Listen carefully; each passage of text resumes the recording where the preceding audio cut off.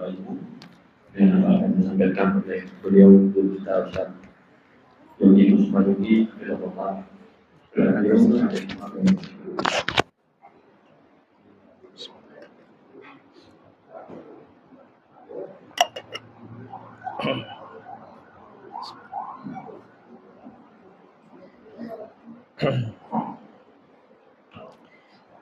Assalamualaikum warahmatullahi wabarakatuh.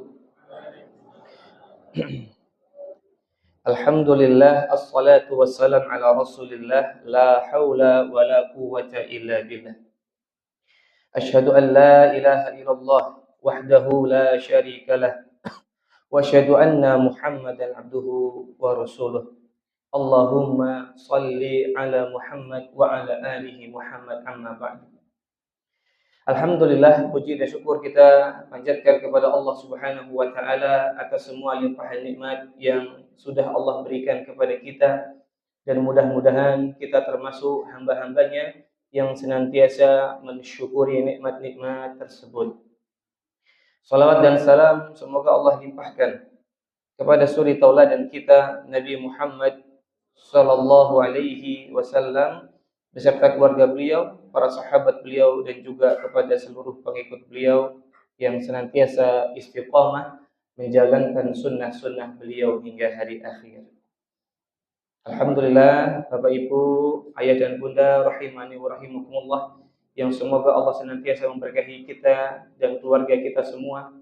Semoga Allah mudahkan semua urusan-urusan kita, dan semoga Allah jadikan ketenangan, Allah turunkan rahmah, sakinah dalam keluarga kita, dan semoga Allah berikan petunjuk dan kemudahan kita sebagai orang tua untuk mendidik anak-anak kita.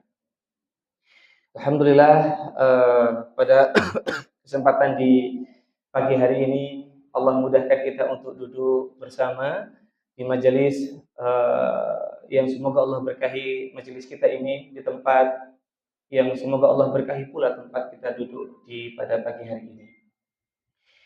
Mohon maaf keterlambatan waktunya yang sangat banyak Bapak Ibu. Qadarullah tadi di Wonosari motornya rantainya ngancing, jadi harus diganti gear setnya.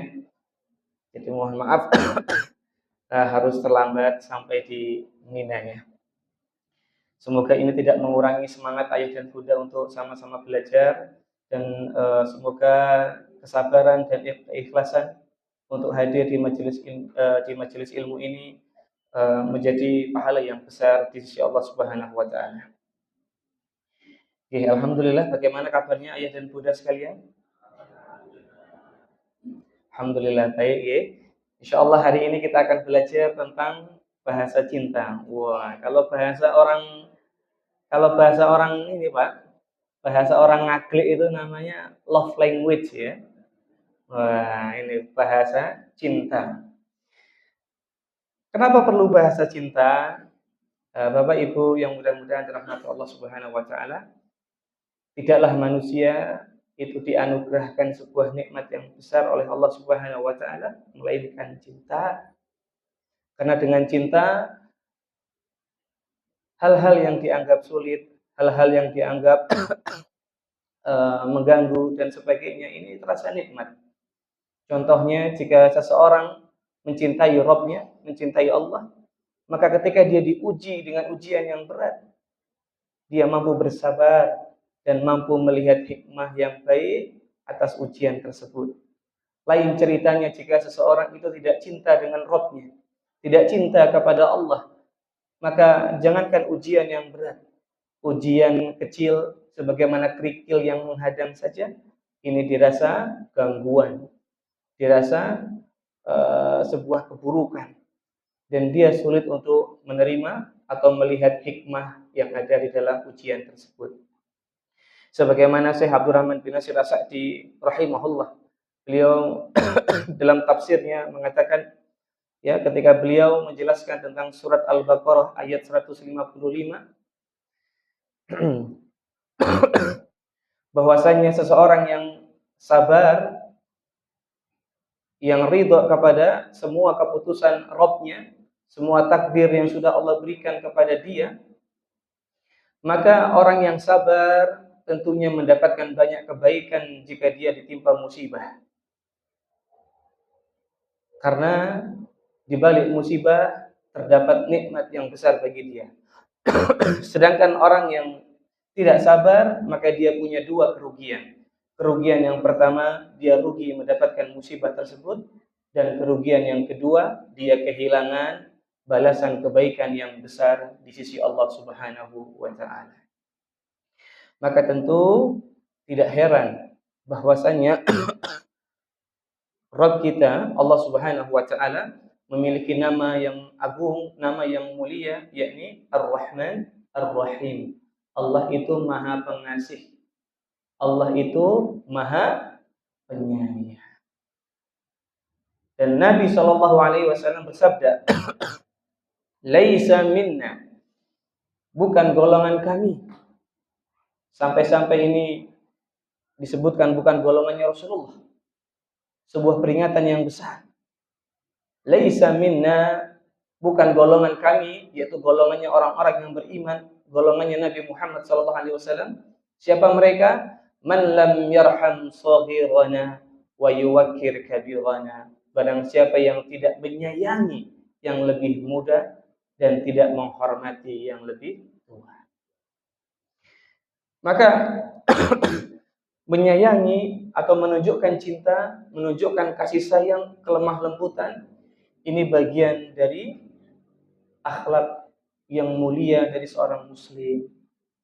Bahkan Nabi katakan dalam hadis yang lain, barang siapa yang tidak menyayangi, maka dia tidak akan disayangi. Maka orang-orang yang tidak menyayangi, tentu dia akan kehilangan cinta, kehilangan kasih sayang yang besar. Sehingga hadis ini turun hadis ini disampaikan oleh Nabi SAW ketika Nabi bermain bersama anak-anak. Saat itu beliau mencium anak-anak. Lalu ada sahabat yang bernama Al-Aqra, kemudian dia berkata kepada Rasulullah, "Ya Rasulullah, aku di rumah punya 10 anak, gak ada satupun yang aku perlakukan demikian." Maka kata Nabi, "Man lam yarham la yurham." Barang siapa yang tidak menyayangi, maka dia tidak akan disayangi. Pertanyaannya adalah, sudahkah kita menunjukkan kasih sayang yang besar kepada anak-anak kita?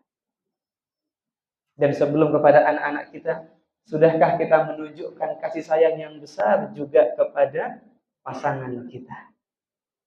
Kalau laki-laki tentu kepada istrinya, kalau wanita kepada suaminya. Kak Yogi, saya sudah menunjukkan. Setiap hari saya kerja siang dan malam untuk mendapatkan nafkah bagi istri dan anak-anak saya. Apalagi kalau bukan cinta namanya. Ibu-ibu tidak mau kalah. Kak Yogi, saya sudah bangun lebih awal dan tidur paling akhir. Menyiapkan semua keperluan dan kebutuhan suami dan anak-anak. Apalagi itu namanya kalau bukan cinta. Keduanya saling membela, seolah-olah perjuangan itu sudah benar-benar membuktikan cinta dan kasih sayangnya. Namun pertanyaannya, apakah semua sikap dan perilaku tadi bisa dimaknai cinta oleh pasangan kita atau oleh anak-anak kita? Karena Nabi SAW menunjukkan cinta bukan karena isyarat saja, bukan karena sikap saja, tapi Nabi menunjukkan cinta juga dengan ucapannya. Nabi menunjukkan cinta tentunya dengan sikap lemah lembut dan kasih sayangnya. Hari ini banyak laki-laki yang bekerja siang dan malam di luar sana, menghasilkan uang untuk menafkahi keluarganya, tapi apakah sikapnya di rumah sudah lemah lembut kepada istrinya?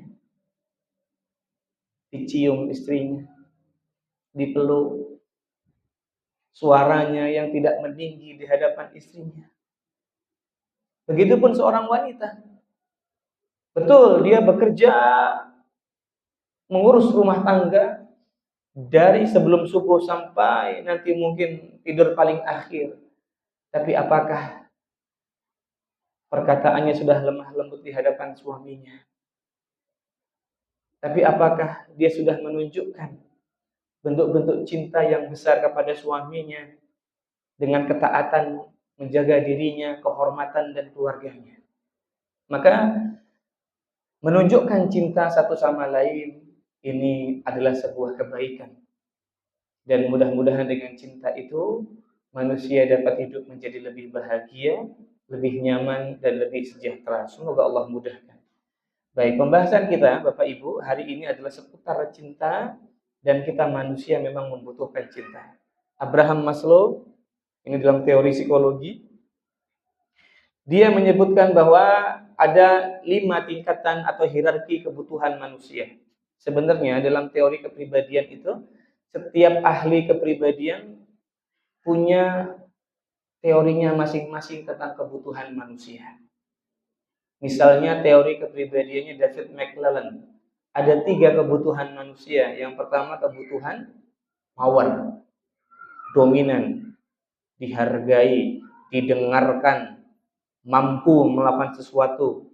Maka kalau orang itu pengangguran, gak kerja apa-apa, dia akan kehilangan kebutuhan powernya ini. Sehingga orang yang nganggur, meskipun digaji oleh pemerintah sekalipun, hidupnya tidak akan sejahtera. Dia harus berusaha, bekerja, bermanfaat, sehingga muncul powernya. Kemudian yang kedua, manusia punya kebutuhan yang namanya affiliation. Ini orang menunjukkan rasa cinta, menunjukkan hubungan yang baik, menunjukkan kelekatan dalam sebuah hubungan.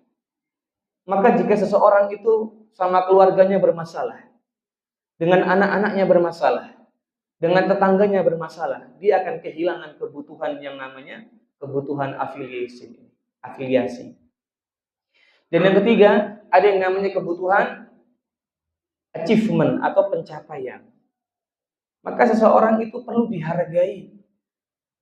Seseorang itu perlu mencapai sesuatu, mimpi-mimpinya, target-target dalam hidupnya. Sehingga kalau dia tidak mencapai itu, atau tidak dihargai atas pencapaiannya, maka dia akan kehilangan kebutuhan itu. Contohnya, seorang istri yang di rumah sudah memasakkan makanan untuk suaminya, tapi suaminya tidak pernah memuji sekalipun atau bahkan berterima kasih kepada istrinya. Maka bagaimana istri bisa mencapai yang namanya achievement, pencapaian? Bahwa keberadaannya itu dihargai, keberadaannya itu berharga bagi suaminya. Begitupun sebaliknya, suami yang bekerja susah payah, sudahkah seorang istri menunjukkan penghargaan, terima kasih ya mas ya, sudah sabar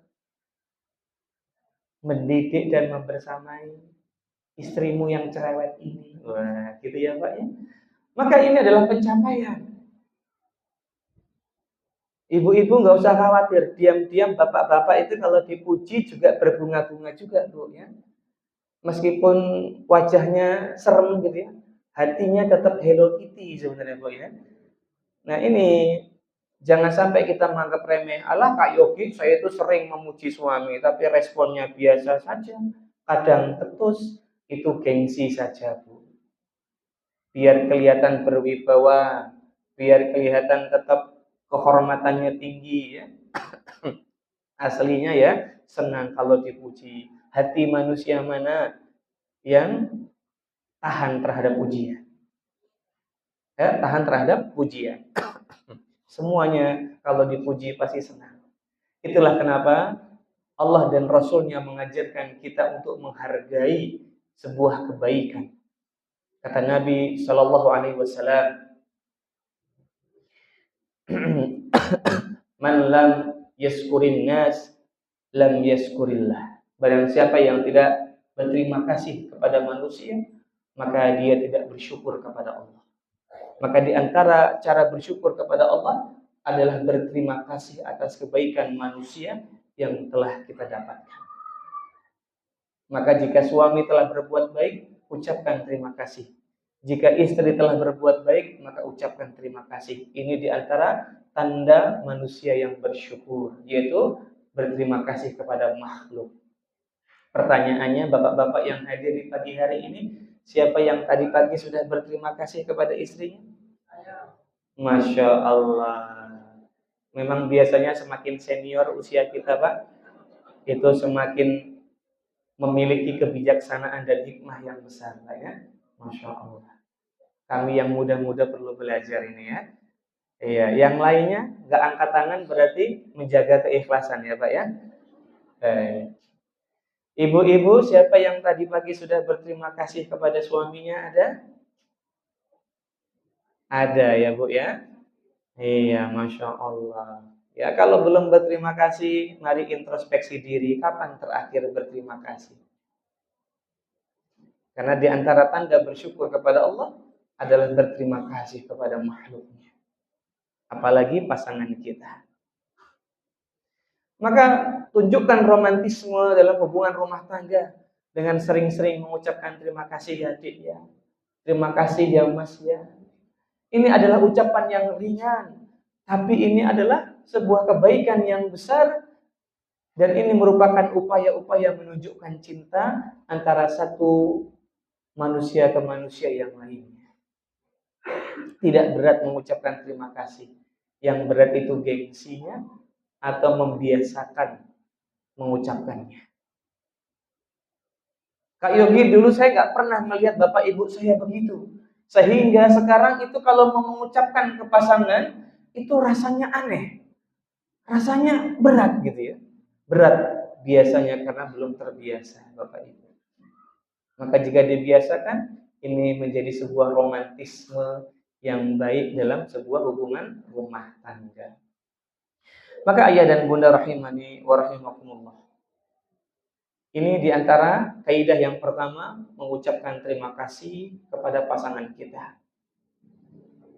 Ataupun dengan ucapan-ucapan yang lebih lembut lainnya. Sebagaimana perintah Nabi SAW atau anjuran, ya. Nabi SAW katakan, khairukum khairukum li ahli wa anna khairukum li ahli. Sebaik-baik kalian adalah yang paling baik kepada keluarganya dan aku adalah orang yang paling baik kepada keluargaku. Ini bahasa cinta yang paling ringan adalah dengan ucapan. Apalagi wanita para ayah sekalian sangat membutuhkan validasi secara verbal. Karena umumnya wanita ini adalah makhluk yang hatinya lembut, jiwanya lembut, sehingga pendidikan kepadanya yang penuh kekerasan, pendidikan kepada wanita yang tidak menghargai atau tidak menghormatinya, maka tentu ini akan melukai hati dan jiwanya. Maka tidak benar ketika kita ingin pasangan kita baik, kita langsung didik mereka dengan kekerasan atau pendidikan yang keras kepada dia. Tidak. Justru ini akan membuat kondisi mentalnya semakin buruk, mengalami tekanan, dan kalau seorang wanita sudah mengalami tekanan yang berkelanjutan akan ada yang namanya chronic stress, yaitu stres yang kronis, Bapak Ibu. Stres yang kronis itu tekanan, stres itu tekanan yang dibiarkan dalam waktu yang panjang. Seperti halnya kita sakit perut, emah. Emah itu ada emah yang biasa, ada yang kronis. Yang kronis ini karena sudah terbiasa panjang kita. Sudah tahu punya penyakit emah, kemudian tidak merawat tubuhnya, pola makannya, istirahat pikirannya dengan baik. Sehingga bukan emah biasa nanti, bisa mengalami gangguan gastritis namanya, itu lebih parah. Bisa tukak lambung atau GERD. Ya, asam lambung yang tinggi itu bocor ke atas. Sehingga itu ke paru-paru gasnya. Ini yang orang-orang sering bilang GERD, badannya gemetar dan sebagainya. Banyak sekali penelitian menunjukkan ibu rumah tangga yang tidak dihormati atau dihargai dalam sebuah hubungan memiliki masalah tekanan yang berkepanjangan dan ini bisa menyebabkan maltreatment parenting atau salah perlakuan dalam pengasuhan. Jadi dampaknya bukan ke istri itu sendiri, namun ke anak-anaknya juga. Sehingga para ayah yang ingin anaknya soleh dan solihah, Ini jadi susah untuk mewujudkan mimpi-mimpi itu karena istrinya yang mendidik anak-anak itu dengan dalam keadaan yang tidak optimal. Jadi sering marah, sering membentak, kurang perhatian, kurang konsisten dalam pengasuhan. Ini dampaknya. Sementara suaminya harus bekerja. Maka jika ingin anak-anaknya baik, anak-anaknya saleh dan salihah, maka perbaiki hubungan dengan istrinya. Agar tenang mentalnya, jiwanya, sehingga dalam pendidikan pun jadi lebih tenang, lebih nyaman. Maka ini fungsi memberikan cinta, memberikan perhatian kepada pasangan. Pasangannya sehat, anak-anak juga sehat, rumah nyaman, suami jadi senang kalau pulang. Sebaliknya, bisa jadi suami sekarang ditanya, saya malas pulang ke rumah, pasti rumah berantakan, anak-anak nggak keurus, istri saya nggak bisa merawat rumah tangga dengan baik. Bisa jadi masalahnya bukan di istrinya, tapi bisa jadi masalahnya di sang suami yang selama ini tidak mampu memperlakukan istrinya dengan baik. Maka kita harus introspeksi diri para ayah dan bunda. Sudahkah kita memperlakukan pasangan kita dengan baik?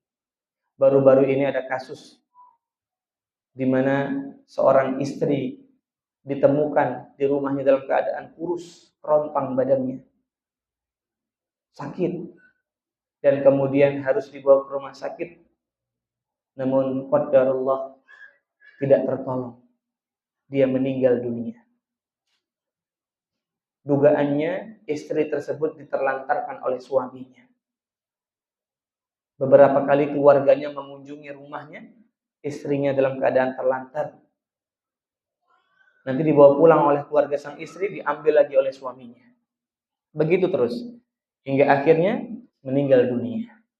Dan sekarang suaminya sudah ditangkap, lalu ditetapkan sebagai tersangka karena pengabaian atau mungkin kelalaian, sehingga menyebabkan meninggal dunia.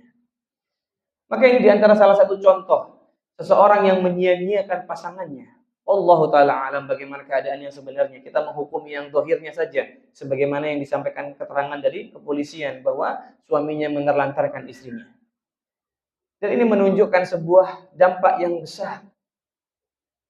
Dampak yang nantinya tidak hanya ke istrinya, tapi juga ke anak-anaknya. Dan itu bukti bahwa suami yang tidak tanggung jawab, tidak solih dalam pendidikan dan pengasuhan menyebabkan kerusakan yang besar dalam rumah tangganya.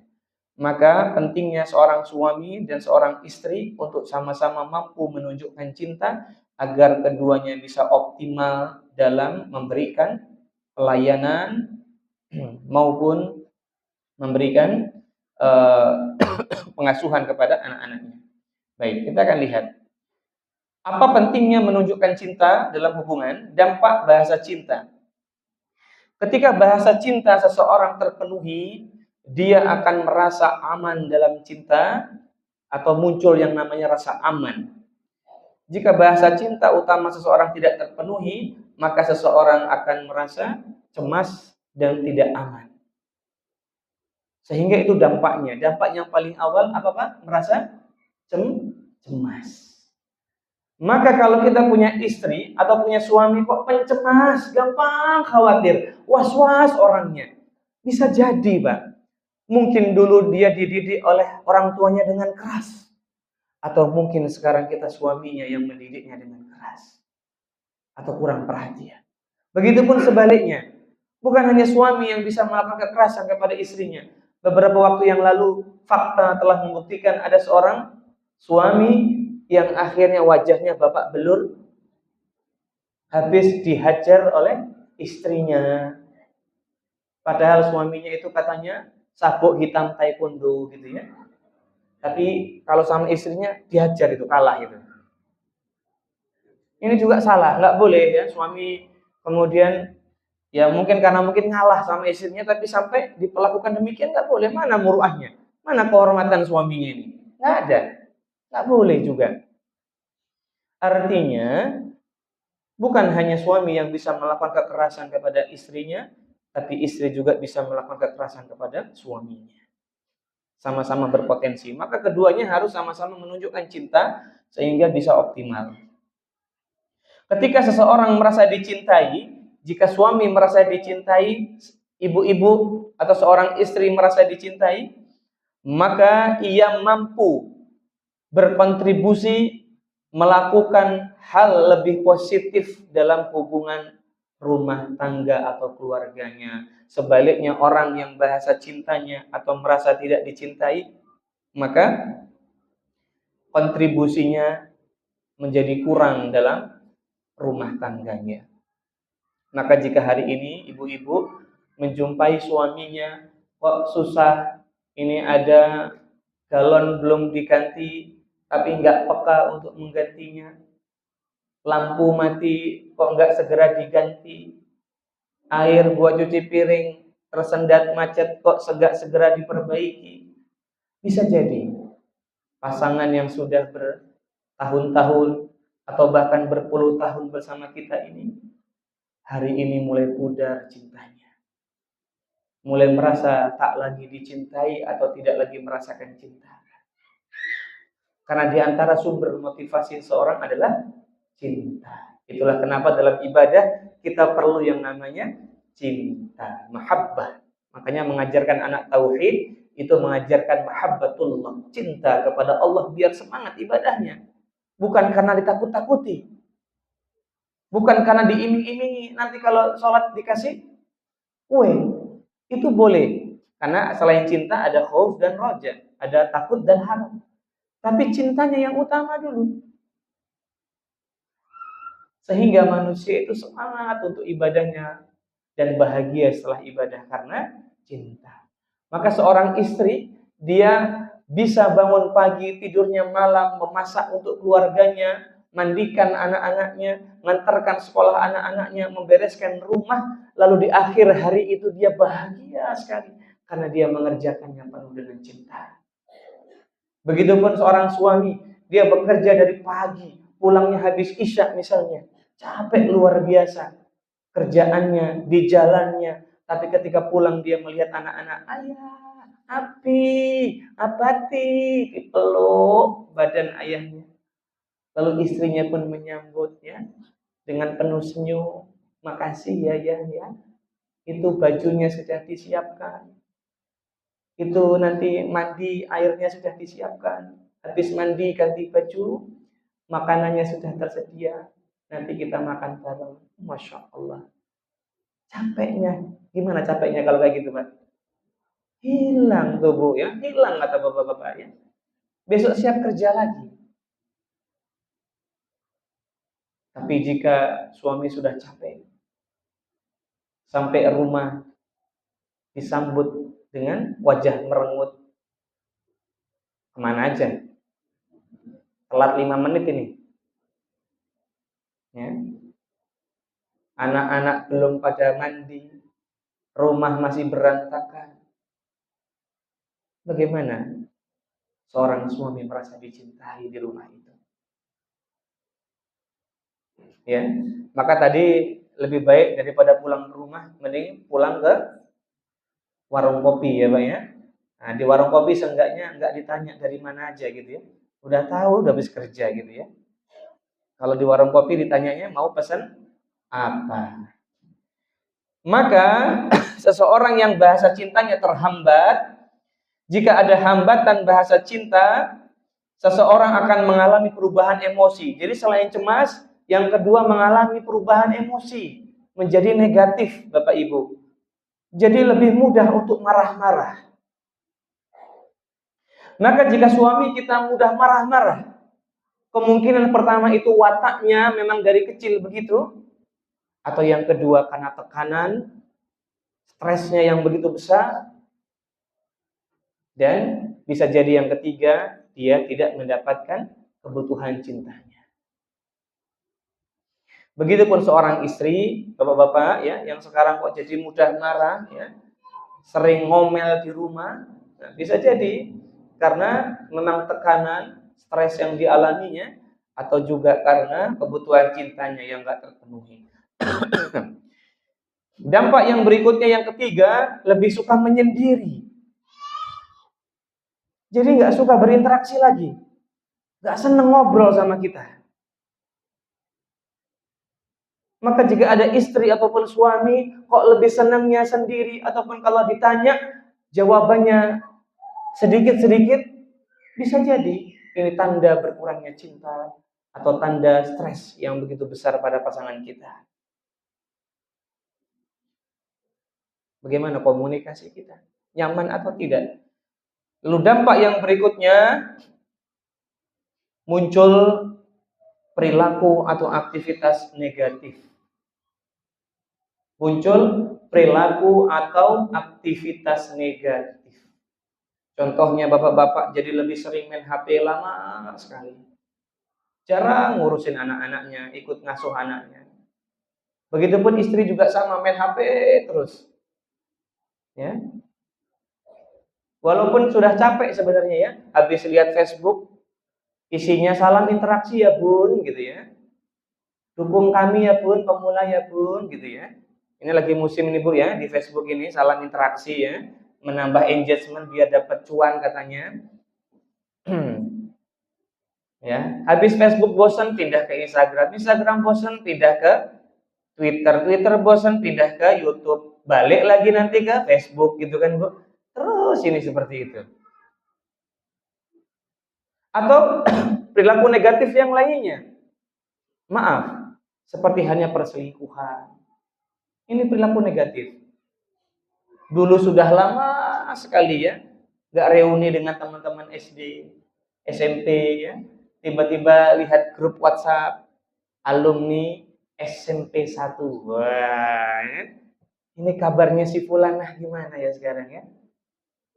Ya, Fulanah ini masih punya suami apa sudah sendiri sekarang? Nah, gitu. Puber kedua. Atau pengalihannya ke hobi yang berlebihan. Hobinya burung, burungnya berlebihan itu. Rumah jadi taman burung, ya kan? Yang suka mancing, nggak pulang-pulang mancing terus gitu ya. Yang hobinya motoran, touringnya sampai di NTT gitu ya, nggak pulang-pulang gitu ya. Ini berlebih-lebihan perilaku hobinya. Ini termasuk negatif. Kalau ibu-ibu paling hobinya berlebihan paling belanja aja pak. Ya, apalagi kalau musim diskon. Kadang impulsif membeli barang-barang yang tidak dibutuhkan gitu ya. Atau paling minimal kalau belanja nggak bisa, paling cuma menuhin keranjang Shopee-nya saja. Tapi nggak di check out ya Pak ya. Nah paling itu saja. Berlebihan. Nanti sudah lebih dari 200 sekian item ya. Atau 200 sekian toko dihapus lagi yang lama-lama ya Pak ya. Diisi lagi keranjang yang baru. Gitu terus. Baik. Maka itu dia hambatan. Jadi perlu munculnya perilaku negatif. Yang pertama apa? Munculnya kecemasan. Yang kedua, emosinya jadi lebih negatif. Contohnya marah. Ya. Kemudian yang ketiga, mudah menyendiri atau suka menyendiri. Yang keempat, muncul perilaku yang negatif. Nah ini diantara tanda-tanda seseorang kehilangan atau tidak terpenuhi bahasa cintanya. Jadi sekarang kalau ada masalah perselingkuhan, ini tidak serta-merta dibilang, walah ini pasangannya nggak puas, ini pasangannya kegatelan, ini enggak, belum tentu. Bisa jadi pasangan sahnya itu tidak memberikan kebutuhan cinta yang cukup untuk pasangannya. Karena kami baru-baru ini, baru dapat pasien ini, ada seorang laki-laki yang bercerita, Kak Yogi, kami itu sudah menikah tahunan, hampir 10 tahun, udah 10 tahun. Jadi 2012 ya, sudah 10 tahun lebih. Udah punya anak. Tapi sekarang hubungan kami tidak baik-baik saja. Bahkan kami diambang perceraian. Kalau ikuti hukum agama, kita sudah harus nikah lagi. Karena talak yang dilontarkan sudah lewat masa iddahnya. Belum rujuk. Terus gimana Kak? Lalu kami tanya, apa yang terjadi? Jadi yang terjadi selama ini, Bapak Ibu, suami ini tidak memberikan kebutuhan cinta yang ideal. Dia lebih sering mengabaikan perasaan pasangannya. Kalau di rumah cuek, kalau ada istrinya salah dimarah, jarang ikut serta dalam pengasuhan anak-anaknya. Dan sekarang baru terasa, ketika istrinya sudah nggak lagi serumah, dia harus ngurusin dirinya sendirian. Baru terasa beratnya, baru terasa sendirinya. Padahal dia juga yang mengucapkan talaknya, dan dia juga yang menyesali perbuatannya. Hingga akhirnya dia bingung, kita harus konsultasi ke psikolog agar hubungannya baik, istri dan anak-anaknya. Tapi kami tanya gimana istrinya? Saat ini istrinya sudah nggak lagi merespon dia. Bahkan istrinya sudah memposting foto-foto dengan laki-laki yang baru. Berat sekali hati suami ini, Pak. Karena bapak ini datang ketika kajian. Waktu kajian itu wajahnya berat sekali. Dan kami duga ini pasti ada masalah. Dan benar saja, ketika habis kajian dia mendatangi lalu menceritakan masalahnya. Qadarullah. Nah, ini contoh. Makanya benar, kadang sesuatu itu akan terasa kalau sudah tiada. Kalau sudah terlanjur.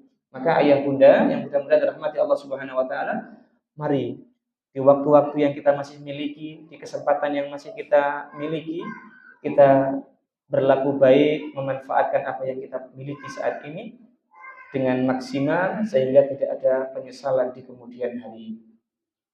Maka permasalahan utama pada pasangan atau hubungan romantis dalam rumah tangga itu adalah penerapan bahasa cinta sehingga mereka tidak saling memahami atau bahkan mereka saling menuntut satu sama lain. Yang suami menuntut untuk dicintai tapi merasa istrinya nggak bisa, atau sebaliknya istrinya menuntut dia dicintai tapi suaminya nggak bisa. Ketidakpahaman ini akan menyulitkan seseorang untuk menyampaikan perasaan cintanya pada pasangannya yang pada akhirnya memunculkan perasaan kurang dicintai, kurang dihargai, padahal dia telah melakukan semuanya untuk pasangannya. Jadi akhirnya muncul pendapat kayak gini, lah kalau kayak gini ngapain bersama-sama? Apa yang mau diperjuangkan? Padahal mungkin dua-duanya telah sama-sama berjuang, tapi dua-duanya tidak saling memahami. Maka ini ayah bunda yang mudah-mudahan dirahmati Allah Subhanahu wa taala.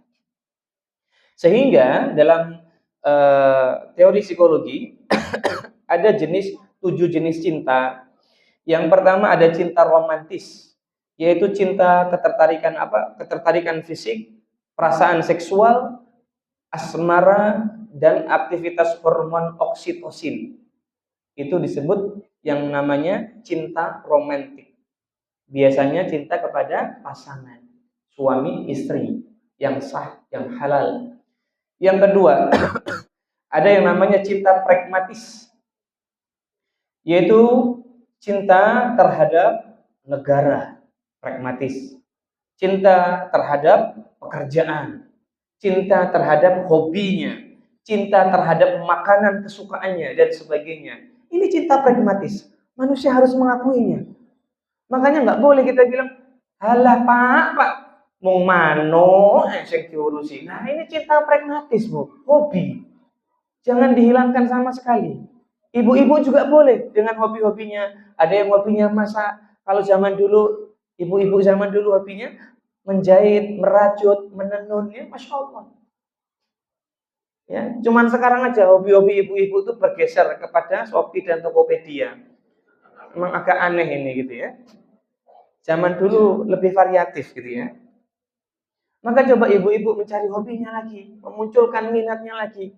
Karena ini termasuk pemenuhan cinta. Ada cinta tadi romantik, ada pragmatik, ya. Nah, kepada negara ya silakan, asal enggak berlebih-lebihan. Cinta tanah air misalnya begitu ya.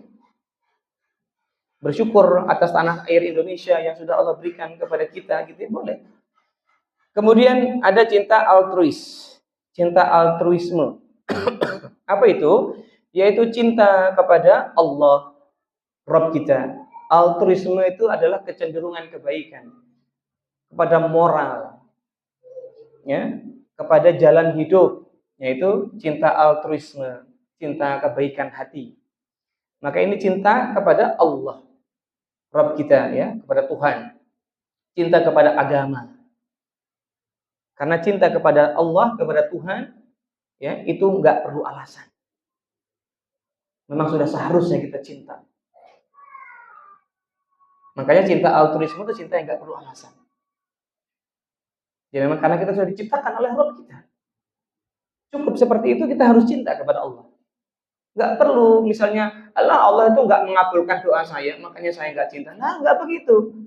Kita sudah diciptakan saja, ini sudah seharusnya kita tahu diri dan harus cinta kepada yang menciptakan kita. Ini yang disebut cinta altruisme. Lalu yang keempat ada cinta obsesif, yaitu kecemburuan, obsesi, terlukanya emosi. Nah ini boleh, ya, cinta seperti ini boleh dalam rumah tangga harusnya ada, tapi jumlahnya nggak berlebih-lebihan. Tapi kalau nggak ada sama sekali malah jangan. Pasangan tuh harus cemburu, harus terobsesi dengan pasangannya. Jangan sampai, nggak apa-apa dia chat-chatan sama laki-laki lain, temannya kok gitu. Ini harus cemburu. Sehingga ini yang disyariatkan dalam Islam, bahwa laki-laki harus punya rasa cemburu kepada istrinya, begitupun sebaliknya. Lalu berikutnya ada namanya cinta persaudaraan, cinta kepada teman, tetangga kita. Ini levelnya di bawah lagi. Jadi cinta nanti kalau diurutkan ada cinta altruisme, ya. Lalu cinta romantik. Lalu kemudian nanti diurutkan sampai nanti cinta yang paling bawah. Lalu ada cinta umum, yaitu cinta manusia secara umum, ya. Cinta dengan lingkungan kita, ya. Itu cinta umum. Lalu cinta keluarga, cinta terhadap anak-anak, orang tua kita dan saudara kandung kita. Ini ada 7 jenis cinta kalau dibagi-bagi, dipecah-pecah. Intinya semua orang harus memenuhi semua kebutuhan cinta ini, dan itu sebagai pemenuhan cintanya. Cinta kepada Rabb-nya, cinta kepada pasangannya, cinta kepada keluarganya, cinta kepada dirinya, yaitu hobinya tadi, kesukaannya tadi, ya. Lalu cinta obsesi kepada pasangannya, cinta persaudaraan, cinta umum, ya. Cinta persaudaraan ini cinta kepada sama muslim, ya. Ini cinta persaudaraan. Nah, lalu bagaimana kita memenuhi cinta? Baik. Bahasa cinta yang bisa kita tunjukkan kepada pasangan itu paling tidak ada 5, yang tentu ayah dan bunda mungkin sudah tahu, yang sudah mungkin pernah kita bahas. Yang pertama ada pujian, tadi berterima kasih, mengucapkan sayang, Dik, Mas sayang sama adik. Itu ya. Coba para ayah, tadi pagi siapa yang udah mengucapkan sayang sama istrinya ada? Kalau ini agak berat, ya. Kalau terima kasih tadi mungkin ada. Tapi kalau sayang, cinta gitu ya, apalagi sarang heyo gitu ya. Nah, ini lebih jarang lagi ini, Pak, ya. Gimana, Pak? Oh, sayang, ayo kita ngaji. Boleh, itu panggilan, tapi pengakuan harus diucapkan. Masya Allah, Pak. Bagus, Pak, ya. Barakallahu fiik. Jadi, Bapak-bapak, ada sebuah video yang kami lihat, itu bikin kita tertawa kecil gitu. Ada nenek-nenek yang mungkin umurnya sudah 80-an ke atas. Dia jalan sama suaminya, lalu bertanya kepada suaminya, udah tua juga. Babe, do you love me? Mas, sampeanku tresno karo aku ora? Gitu ya. Suaminya tarik nafas dulu tadi, Bu. Yes, I love you very much. Atau I love you apa ya? Intinya I love you-nya agak beda gitu bilangnya. Pokoknya lihat kalau di bahasa Indonesia gini. Tresno nemen Dek, pokoknya Dek gitu. Jadi suaminya menunjukkan bahwa dia sudah berdamai dengan istrinya. Berdamai dengan pertanyaan, Mas, kamu cinta nggak sama aku? Kadang ada suami yang nggak nyaman ditanya ini. Karena bagi laki-laki, ya, ditanya sekali itu sudah membuktikan bahwa dia cinta. Dan ibu-ibu emangnya pernah ditanya berulang kali sama suaminya, "Dek, saya nggak sama Mas," gitu. Kan nggak pernah. Cuman waktu itu dulu mungkin mau akad itu dulu mungkin, atau sudah akad itu ya. Sudah akad nikah, "Dek, terus karo Mas buat," gitu kan. Selepasnya nggak pernah Bu biasanya. Ya kecuali kalau ada itu khusus memang laki-laki yang khusus. Tapi umumnya nggak pernah. Karena ketika sudah menikah ya sudah. Laki-laki mengakui istrinya mencintai dia. Dan di antara bentuk mencintainya nanti apakah sang istri melayani dia dengan baik atau tidak. Selama istrinya melayani suami itu dengan baik, maka suami merasa dicintai. Dan suami memang bukan makhluk yang verbal. Dia nggak butuh validasi berulang. Beda dengan wanita, Pak, yang jiwanya lembut tadi butuh validasi berulang-ulang. Jangankan sehari sekali, kadang baru 2 jam aja nanya lagi gitu, Pak. Nah ini ada yang seperti itu. Sehingga bahasa cinta yang pertama, Bapak Ibu, jangan berat untuk mengucapkan kalimat cinta. Jangan berat untuk mengucapkan kalimat sayang. Jangan kalau pas ada maunya saja. Tapi ucapkan ini sebagai kebutuhan sehari-hari. Sebagai upaya untuk menunjukkan cinta, terutama bagi wanita, ini adalah pemenuhan kebutuhan cintanya yang utama, yaitu word affirmation, ucapan lisan. Jika ada wanita yang hari ini mengatakan, "Allah Kak Yogi, saya nggak butuh gombal, saya nggak butuh dipuji-puji, saya butuh aksi nyata dari suami saya," bisa dipastikan kata-kata ini keluar dari seorang wanita yang selama ini sudah kehilangan kepercayaannya, yang mungkin lebih sering disakiti perasaannya, lah yang lebih sering berjuang sendirian daripada bersama-sama. Maka dia ucapkan kalimat itu, dan sudah kami buktikan itu dalam beberapa jurnal ilmiah demikian. Wanita yang sudah mistrust, nggak percaya sama suaminya atau sama laki-laki, makanya mereka suka namanya generalisasi, alah semua laki-laki sama gitu ya. Gara-gara saking nggak percayanya, maka mereka akan berkembang. Kebutuhan cintanya tidak lagi cuman lisan, tapi pelayanan. Maka sebelum wanita berkembang ke pelayanan, Pak, dibuat nyaman dengan lisan, Pak ya. Karena kalau sudah pelayanan susah, Pak.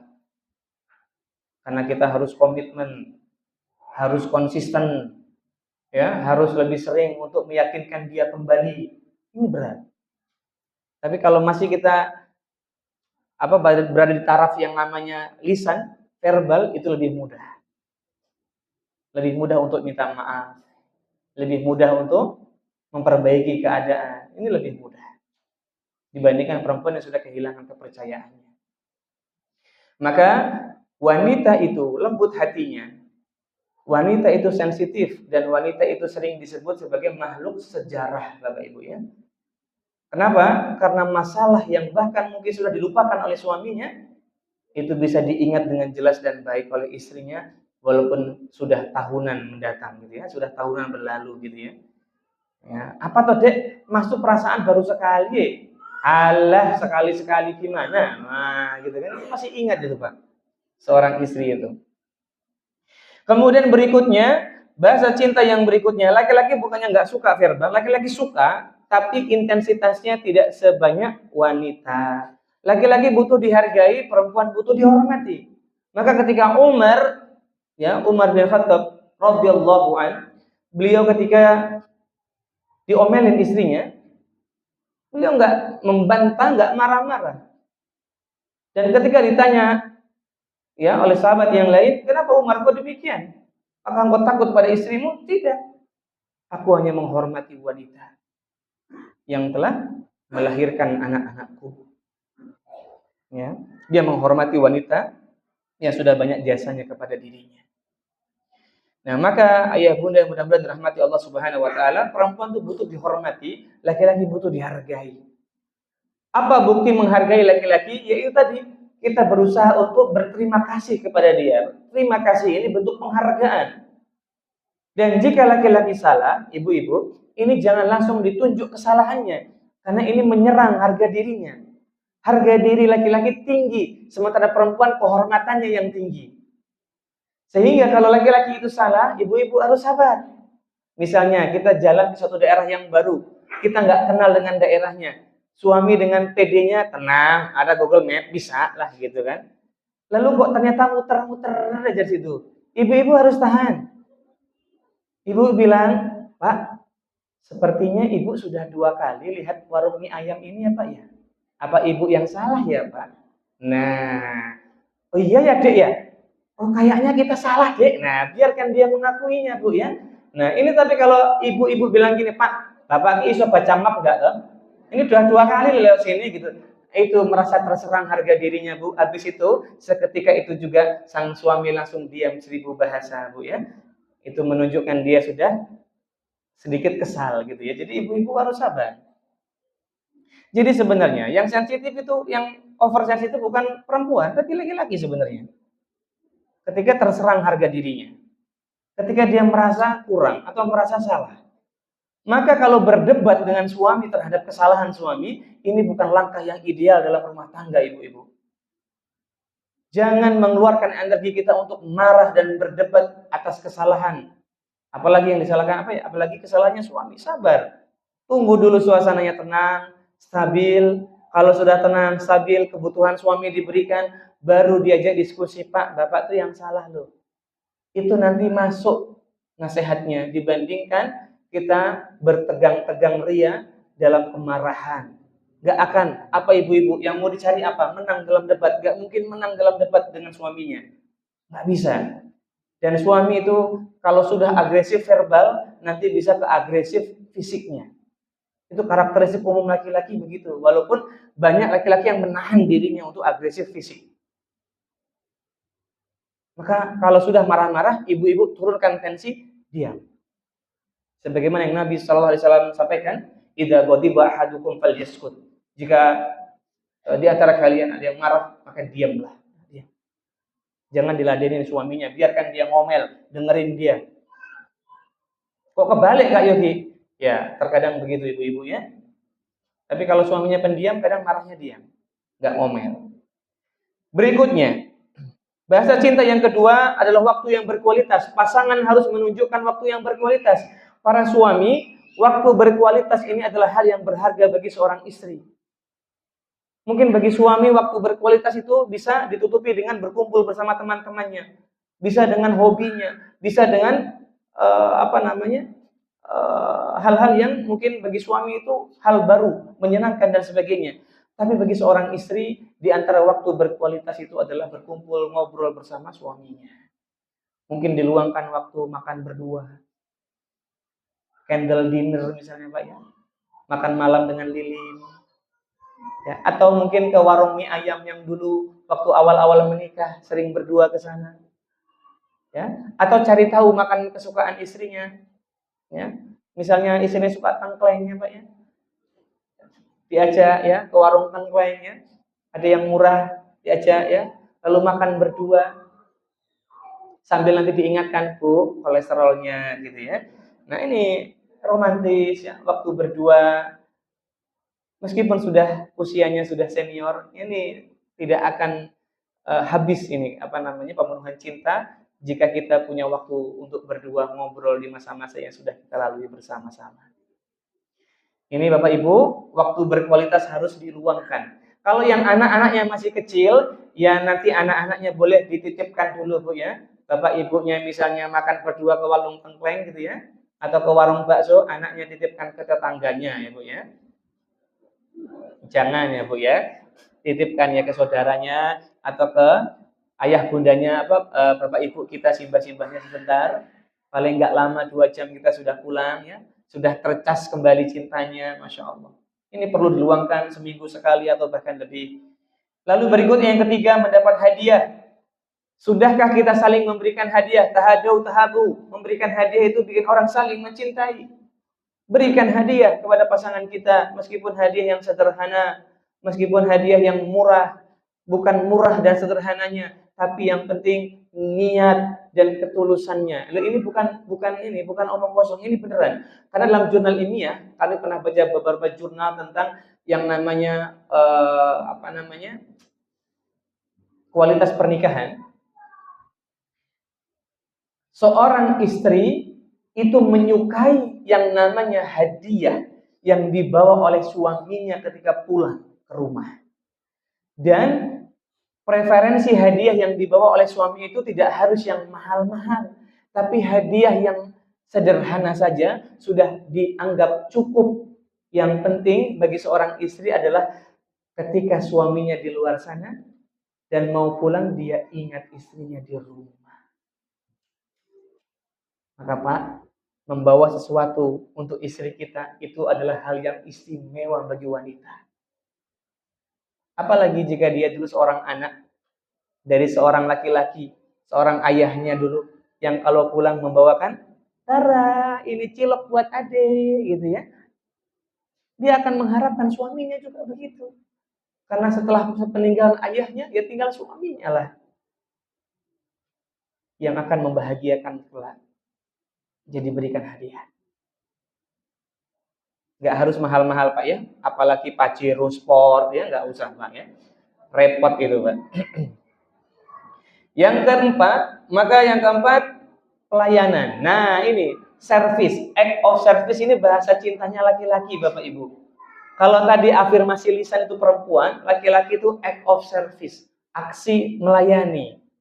Maka laki-laki itu kalau dilayani dengan baik, perempuan itu sabar dalam menghadapi suaminya, maka Masya Allah, laki-laki merasa dicintai di rumah itu. Tapi jika istrinya sering ngomel, sering mengeluh, jarang memberikan pelayanan yang cukup, apa yang di-request suaminya, apa yang diminta suaminya, kadang besoknya nggak dituruti. Maka ini membuat sang suami itu merasa nggak dicintai. Meskipun istrinya tiap hari bilang sarang heyo, love you, dan sebagainya, itu tidak membuat laki-lakinya merasa dicintai. Tapi jika ibu-ibu memberikan pelayanan, bajunya rapi, meskipun habis itu berantakin lagi di lemari sama suaminya, Bu ya. Kadang suami itu ngambil kemeja, ditarik dari paling bawah ya, Bu ya. Atasnya berantakan, dirapihkan lagi dengan sabar. Ditaruh mana baju kesukaan suaminya di atas ya. Makanan-makanan yang suaminya nggak suka jangan dimasak-masak lagi ya. Pelayanan memberikan minuman yang disukai suaminya ketika di pagi hari, di sore hari mungkin berbeda ya. Maka ini membuat pasangan atau suami menjadi sangat dicintai, dan ketika suami merasa dicintai, dia mampu menunjukkan kontribusi yang besar dalam rumah tangga itu. Mungkin lebih ringan mengucapkan cinta pada istrinya. Mungkin jadi lebih ringan untuk bermain bersama anak-anaknya. Lebih ringan meluangkan waktu mendengarkan istrinya. Mungkin juga lebih ringan untuk membereskan kerusakan-kerusakan yang ada di rumahnya. Maka memberikan pelayanan. Dan pelayanan ini sebagai bentuk penghargaan sebenarnya. Sehingga gini, perempuan itu mengekspresikan cinta dengan lisan dan menerimanya juga dengan lisan. Itu lebih dominan. Laki-laki mengekspresikannya dengan pelayanan, dan dia juga suka mendapatkannya dengan pelayanan juga. Tapi semuanya punya 5 bahasa cinta ini. Cuman yang dominan tadi biasanya itu.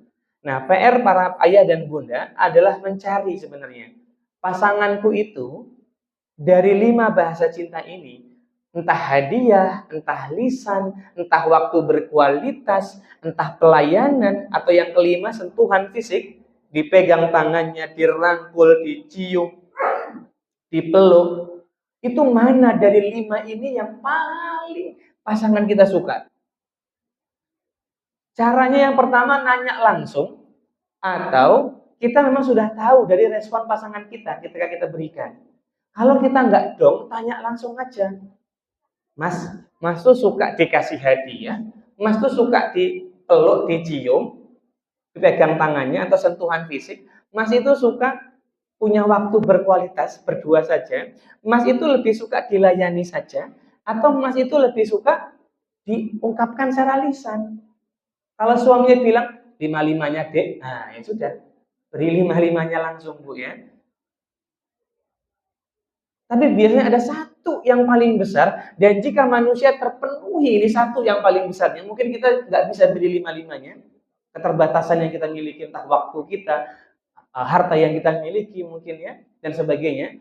Tapi kalau satu ini benar-benar disukai, lalu kita berikan terus, maka pasangan kita akan merasa sangat dicintai. Kadang banyak orang itu yang salah memberikannya, atau nggak tepat. Nah itu Bapak Ibu ya. Maka manusia punya yang namanya tangki cinta. Jika tangkinya ini terpenuhi, maka Masya Allah ya, manusia itu bisa optimal dalam interaksi romantiknya. Tapi jika tangkinya belum terpenuhi, ini akan menghambat interaksi romantiknya atau kontribusinya dalam rumah tangga secara optimal. Maka perlunya kita memahami bahasa cinta yang primer. Nah, walaupun demikian, ini terakhir, sebelum kita tanya jawab, ada dua aspek kepuasan dalam hubungan rumah tangga. Dan ini menurut penelitian di bidang psikologi manusia dewasa ya. Satu, mungkin saja pasangan itu tidak saling menunjukkan cinta, tapi bisa bertahan rumah tangganya sampai akhir.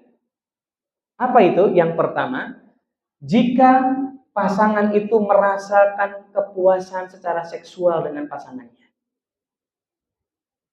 Ini bukan berarti dia puas dalam rumah tangganya, tapi dia bertahan. Bisa maksudnya nggak pisah. Bertahan sampai tua ya udah sekedar bertahan. Karena banyak faktanya orang berumah tangga itu ya sudah sekedar bertahan sampai tua, nggak bercerai, anak-anaknya dewasa, tapi mereka nggak punya hubungan yang berkualitas. Ada itu dan banyak kasus seperti itu.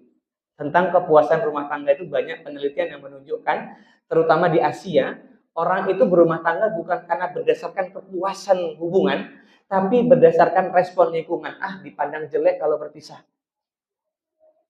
Nanti kalau berpisah kasihan anak-anak. Nanti kalau berpisah gimana? Gimana aku di mata keluarga besarku? Makanya dia milih bertahan. Sampai ya gimana caranya bertahan, nyaman gak nyaman sampai tua. Gak ada rasa dalam hubungannya. Ini banyak. Dan apakah kita mau seperti itu? Nah, kenapa bisa bertahan? Menurut penelitian dua penyebabnya. Satu, terpenuhi hubungan seksualnya. Sudah. Yang kedua, empati. Pasangannya bisa berempati. Bisa menunjukkan, oh kasihan pasanganku ini, tak bantu. Oh kasihan pasanganku ini, aku gak usah marah-marah. Oh kasihan pasanganku ini, gak usah tak tekan. Gak usah tak tuntut. Itu menunjukkan empati. Jadi bisa jadi rumah tangga itu bertahan walaupun nggak ada kualitas hubungan yang baik dengan dua penyebab ini. Kepuasan seksual dan adanya empati dalam hubungan. Namun jika ditambah dengan bahasa cinta dua hal ini, maka ada yang namanya kepuasan dalam hubungan rumah tangga. Membangun rumah bahagia, meniti tangga menuju surga. Masya Allah. Mungkin demikian Bapak Ibu. Nanti kita akan bahas mungkin pembahasan detailnya. Ini masih banyak sebenarnya slide-nya, tapi qadarullah waktu yang menunjukkan sudah 11.20 sehingga harus kita cukupkan pembahasannya. Dan mungkin jika ada tanya jawab, ibu-ibu bisa menuliskan di secari kertas, dan para ayah silakan mungkin bisa langsung angkat tangan untuk bertanya. Kita mulai dari para ayah. Terima kasih Pak. Apakah ada pertanyaan Bapak-bapak? Tidak ada? Kita lihat ibu-ibu dulu ya. Ini kertasnya besar sekali Pak ya, Masya Allah. Menunjukkan niatnya yang besar gitu ya, semangatnya yang besar. Bismillah, Afan, Kak Yogi izin bertanya. Apakah panggilan suami dan istri itu dengan abi umi itu makruh? Asalnya dengan memanggil apa? Kami manggil abi dan umi agar anak-anak kami juga terbiasa memberi contoh kepada anak-anak. Mohon penjelasannya. Jazakumullah khairan. Untuk bab ini Kak Yogi ragu-ragu menjawabnya. Khawatir nanti Kak Yogi salah menjawab. Jadi ini belum bisa kami jawab dengan pasti. Karena dulu kami pernah belajar bab pembahasan ini dengan guru kami ketika dia Ma'had. Tapi ini memang ragu-ragu Bapak Ibu. Jadi maaf ya, kami harus murojaah lagi sehingga meyakinkan jawabannya. Boleh nggak ini? Apakah benar-benar makruh atau ada pendapat lain? Atau ada ketentuan lain sehingga ini boleh? Jadi mohon maaf belum bisa menjawabnya. Tapi lebih aman manggilnya dengan panggilan nama atau panggilan sayang, itu lebih aman. Ya. Nah, apakah membahasakan di hadapan anak ini boleh? Allahu a'lam. Khawatir salah. Berikutnya. Bapak-bapak kalau manggil apa, Pak? Panggilan sayang ya, Pak ya. Masya Allah. Atau panggilan khusus yang lainnya boleh ya, panggilan sayang yang lainnya. Pakai bahasa daerah ya boleh. Afwan, izin bertanya, bagaimana sebaiknya atau seharusnya menyikapi suami yang serius, sering berkata kasar, bahkan terkadang berlaku kasar kepada istri.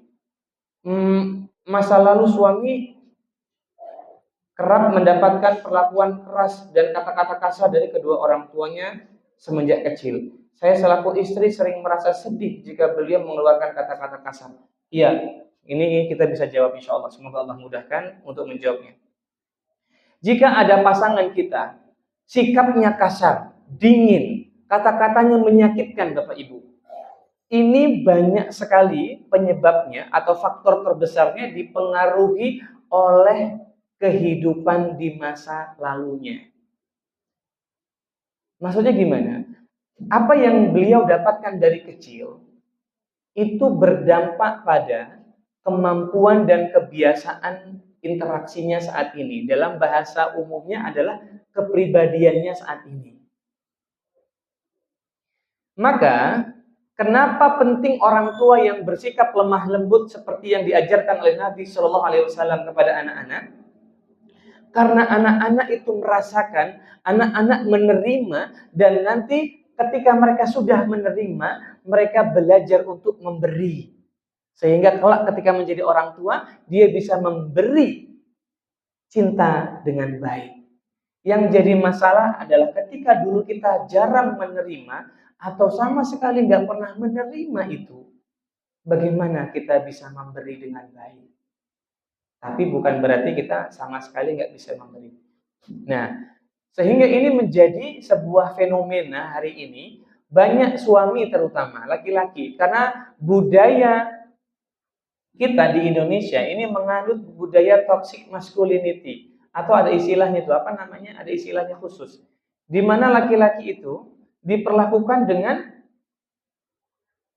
keras, dengan harapan ketika besar mereka bertanggung jawab, mampu bertahan dalam kehidupan yang keras.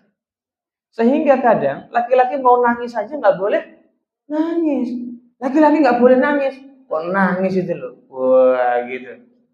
Ya, ketika ada masalah di sekolah, Pak, tadi temanku ada yang mukul aja kok, biasa itu, wah gitu ya.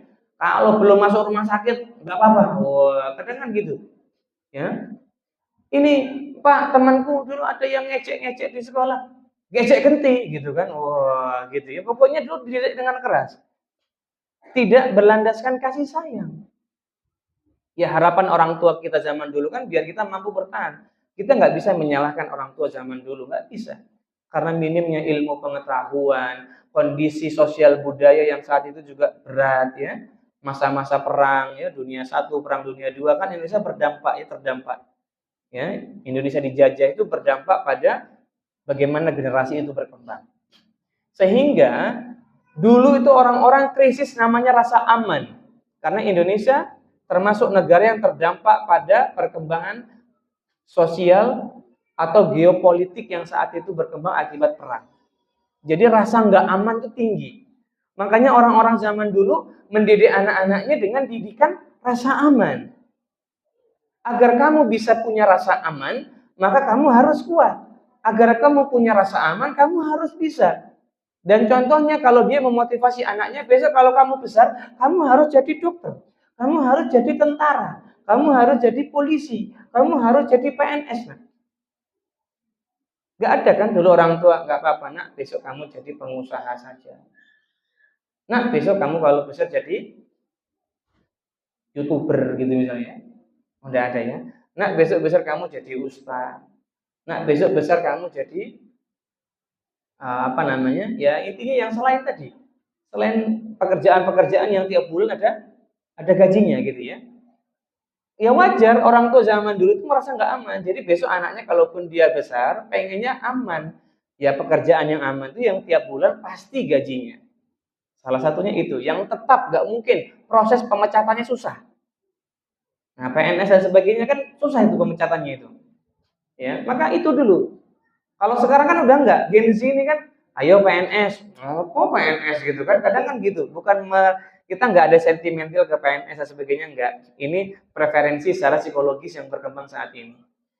Akhirnya banyak orang tua zaman dulu tidak menunjukkan cinta kepada anak-anak sehingga anak-anak nggak dapat. Meskipun orang tua zaman dulu sebenarnya cinta sama anaknya. Maka ibu-ibu, kalau hari ini kita punya suami yang belum banyak menunjukkan cinta, lebih sering keras dan kasar kalau berucap, Bu, tunjukkanlah sikap seorang wanita solihah. Sebagaimana yang Allah dan Rasulnya perintahkan, fassalihatu qanitat. Wanita yang solihah itu wanita yang taat kepada Allah. Wanita yang apa-apa itu Allah dulu. Wanita yang apa-apa itu Allah terus.